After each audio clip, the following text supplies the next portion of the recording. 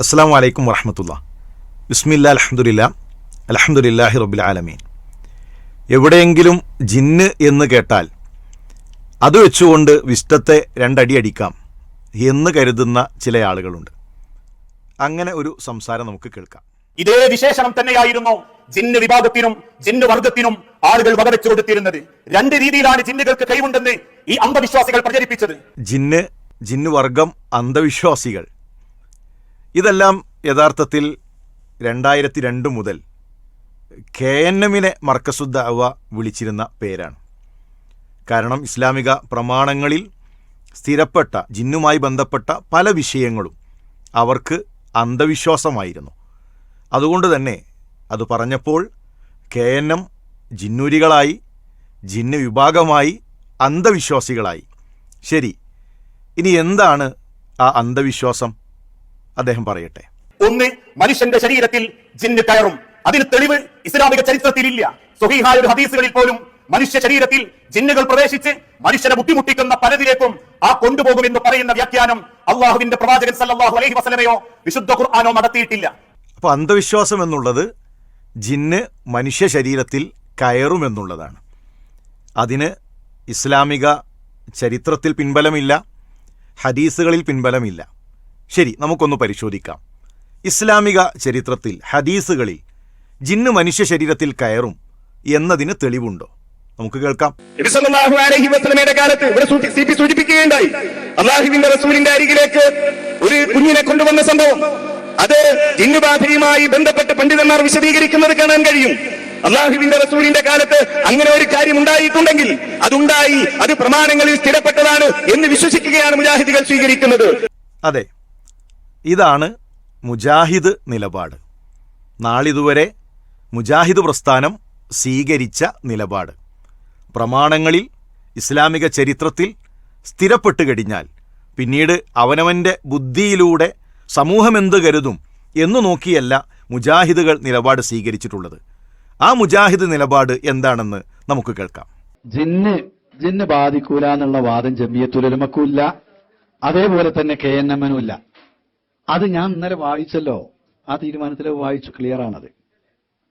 അത് ഇന്നലെ പറഞ്ഞില്ലേ, ചികിത്സ അല്ലാന്നാ പറയണത് എന്ന്. ഇവിടെ ഇന്നലെ അത് അങ്ങനെ പറഞ്ഞിട്ടും അത് കേട്ട ആളുകൾ എന്നെ പുറത്തു പോയിട്ട് സലഫി പറഞ്ഞത് ചികിത്സ അല്ലാന്നാണ് എന്നാ പറഞ്ഞിറക്കണത്. എന്താ ചെയ്യാ? ഇതാണ് കേരള ജംഇയ്യത്തുൽ ഉലമയുടെ നിലപാട്. ഇതാണ് KNM സ്വീകരിച്ചിരുന്ന നിലപാട്. ഇപ്പോൾ മർക്കസുദ്ദഅവ അവരെ വിഴുങ്ങിയപ്പോൾ ആദർശം മാറിക്കൊണ്ടിരിക്കുന്നു. എന്നാൽ മുജാഹിദ് പ്രസ്ഥാനം ഇന്നും പ്രമാണങ്ങളോടൊപ്പം അന്ന് കേരള ജംഇയ്യത്തുൽ ഉലമ സ്വീകരിച്ച, അന്ന് KNM സ്വീകരിച്ച ആ നിലപാടിൻ്റെ കൂടെ, പ്രമാണങ്ങളുടെ കൂടെയാണ് നിൽക്കുന്നത്. ഇനി ജിന്നിന് എന്തുമാത്രമാണ് കഴിയുക എന്ന് നേരത്തെ സംസാരിച്ച വ്യക്തി പറയട്ടെ. മറിച്ച് എന്തേ നടത്തിയത്? വസ്വാസ് ഉണ്ടാക്കാൻ പറ്റും മനുഷ്യ പിശാചുക്കൾക്കും ജിന്നുവർഗത്തിൽപ്പെട്ട പിശാചുക്കൾക്കും. അല്ലദീ യുവസ്വിസു ഫീ സുദൂരിൻ നാസ്, മനസ്സിൽ അവന്റെ വസ്വാസ് ഉണ്ടാക്കാൻ പറ്റും. എങ്ങനെ? ചില മനുഷ്യ പിശാചുക്കൾ വന്ന് പറയും, സിനിമക്ക് പോകാം, കള്ളത്തോന്യാസത്തിന് പോകാം. അപ്പോൾ ജിന്നിന് കഴിയുന്നത് വസ്വാസ് ഉണ്ടാക്കുക എന്നു മാത്രമാണ്. മുമ്പ് തന്നെ പ്രമാണങ്ങളെ നിഷേധിക്കുന്നവർ അവർ പറഞ്ഞിരുന്ന ഒരു ന്യായമാണ്, ജിന്ന് വസ്വാസ് ഉണ്ടാക്കുക മാത്രമാണ് ചെയ്യുക, മനുഷ്യ ശരീരത്തിൽ പ്രവേശിക്കാനോ അതേ രൂപത്തിൽ മനുഷ്യന് പ്രയാസങ്ങൾ ഉണ്ടാക്കുവാനോ കഴിയുകയില്ല. ഈ വിമർശനങ്ങൾക്ക്, ഈ വാദങ്ങൾക്ക് കൃത്യമായി അന്ന് മുജാഹിദ് പ്രസ്ഥാനം മറുപടി നൽകിയിട്ടുണ്ട്. ആ മറുപടി നമുക്കൊന്ന് കേൾക്കാം. മനുഷ്യന്റെ ശത്രുവെ പറ്റി അറിയണം, അവൻ ഏതെല്ലാം മേഖലയിലൂടെ കടന്നു വരും. കേവലം ശൈത്താൻ ഉണ്ടാക്കുന്നൊക്കെ ചില ആൾക്കാർ പറയുന്നത്.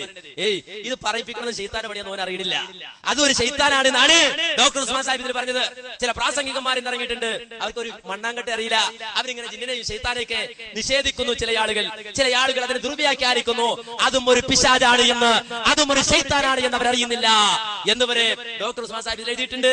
മുജാഹിദ് പ്രസ്ഥാനത്തിന്റെ ആദ്യകാല പ്രസിഡന്റായിരുന്ന ഡോക്ടർ ഉസ്മാൻ സാഹിബിൻ്റെ പുസ്തകം വായിച്ചുകൊണ്ടാണ് മുജാഹിദ് നിലപാട് നേരത്തെ സംസാരിച്ച വ്യക്തി ഇവിടെ പറഞ്ഞിട്ടുള്ളത്.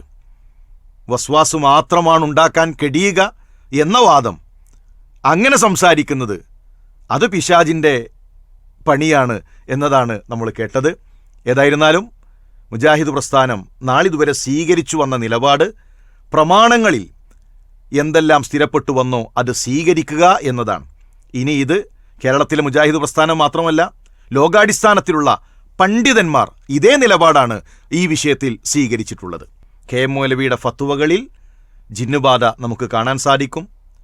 KJU പുറത്തിറക്കിയ പുസ്തകത്തിൽ ജിന്ന് മനുഷ്യ ശരീരത്തിൽ പ്രവേശിക്കും എന്നത് അംഗീകരിച്ചിട്ടുണ്ട്.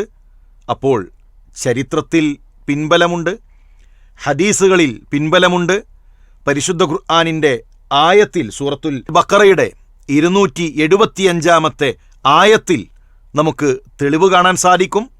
നാളിതുവരെ മുജാഹിദ് പ്രസ്ഥാനം സ്വീകരിച്ച നിലപാടും ഇതുതന്നെയാണ്. എങ്കിൽ ബഹുമാന്യനായ അൻസാർ നന്മണ്ടയോട് സൂചിപ്പിക്കാനുള്ളത്, നിങ്ങളറിയാതെ നിങ്ങൾ മർക്കസുദ്ദഅവയുടെ വിശ്വാസങ്ങളിലേക്ക് പോവുകയാണ്. യഥാർത്ഥ അഹ്ലുസുന്നയിൽ നിന്ന് അഖലാനീയത്തിൻ്റെ ചിന്താഗതികളിലേക്ക് വഴിമാറിപ്പോവുകയാണ്. മുജാഹിദ് പ്രസ്ഥാനത്തെ സംബന്ധിച്ചിടത്തോളം പ്രമാണങ്ങളിൽ ഒരു കാര്യം സ്ഥിരപ്പെട്ട് കഴിഞ്ഞാൽ അതിൽ ഉറച്ചു നിൽക്കുക, ആ പ്രമാണങ്ങൾക്ക് കീഴൊതുങ്ങുക എന്നതാണ് മുജാഹിദ് പ്രസ്ഥാനത്തിൻ്റെ നിലപാട്. അതുകൊണ്ടാണ് ഡോക്ടർ ഉസ്മാൻ സാഹിബ് ഇത് പ്രഖ്യാപിച്ചത്, KM മൗലവി ഇത് പ്രഖ്യാപിച്ചത്. നാളിതുവരെയുള്ള മുജാഹിദ് പ്രസ്ഥാനത്തിൻ്റെ നേതാക്കന്മാർ ഇത് അംഗീകരിച്ചതും എഴുതിയതും സംസാരിച്ചതും.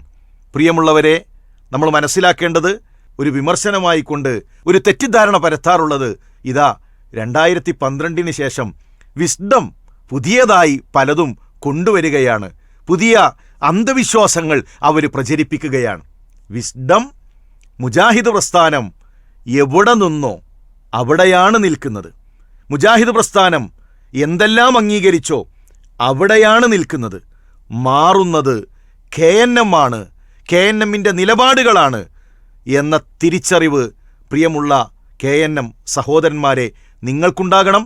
നാളിതുവരെ മുജാഹിദ് പ്രസ്ഥാനം സ്വീകരിച്ചു വന്ന പ്രമാണങ്ങളെ ബുദ്ധി വെച്ചുകൊണ്ട് ചിന്തിച്ച് തള്ളിക്കളയുന്ന, സ്വീകരിക്കാതിരിക്കുന്ന, റസൂലുള്ളാഹിയുടെ ഹദീസുകളിൽ സ്ഥിരപ്പെട്ട കാര്യങ്ങളെ അന്ധവിശ്വാസമാക്കുന്ന അവസ്ഥയിലേക്ക് വഴിമാറിപ്പോകുമ്പോൾ നമ്മൾ മനസ്സിലാക്കേണ്ടത്, മഹാനായ അബൂബക്കർ സിദ്ദീഖ് റളിയല്ലാഹു തആല അൻഹുവിന് സിദ്ദീഖ് എന്ന പേര് ലഭിച്ചത് പ്രവാചകൻ സല്ലല്ലാഹു അലൈഹി വസല്ലം തങ്ങൾ ഒരു കാര്യം പറഞ്ഞപ്പോൾ, ഇസ്രാ മിഅ്റാജിൻ്റെ യാത്രയെക്കുറിച്ച് അറിയിച്ചപ്പോൾ, അത് തൻ്റെ ബുദ്ധിക്കപ്പുറത്ത് ഈമാൻ കൊണ്ട് കേട്ട് വിശ്വസിച്ചതുകൊണ്ടാണ്.